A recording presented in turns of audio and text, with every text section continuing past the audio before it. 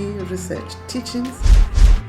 This week and the next couple of weeks, I'll be covering 5 categories of research design: the explanatory research design, the descriptive research design, diagnostic, correlational, and experimental research design. Recall, research design is a strategy for addressing your research question. It requires you to define the parameters for drawing data from your sources. You define the parameters you use for drawing conclusions and analyzing your data. Experimental research design is about investigating a relationship between 2 or more variables. There's many approaches depending on your research question. You could just want to understand how 2 variables are related, how economic growth is related to levels of unemployment, or how job satisfaction is related to commitment. You might want to explore the causal direction of relationships.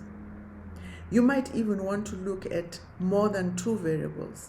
For instance, you might want to look at a number of independent variables and how they relate to a dependent variable, so that you may understand a variable that has more predictive powers to define or to explain a dependent variable. Another approach is to look at many variables, let's say 3, 4, 5, or 6 or more. You want to understand the simultaneous effect of a number of variables, because life is complex for us to just look at a relationship between 2 variables in a particular ecosystem. Sometimes you get truth about a phenomenon when you actually try to simulate it in its real context.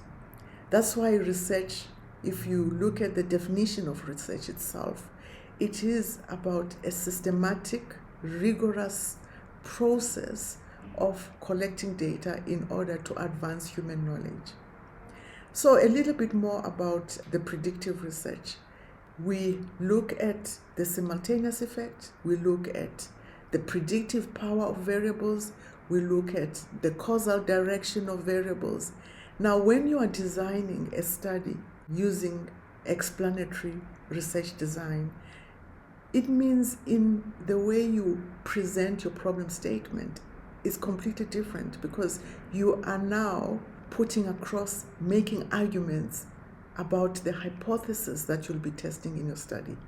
That requires another set of skills, how to make an argument, how to frame a hypothesis.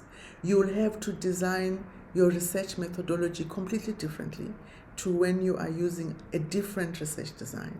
So just remember that everything is tied to the 3 golden threads. That is the questions, your worldview, as well as your theoretical framework. So when you are doing an experimental design, that is a positivist worldview, because you are testing theory. Hypothesis is existing theory that you are testing, checking, or trying to modify. So that's positivism. Let's pause there for this week.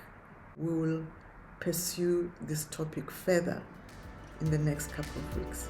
All the best.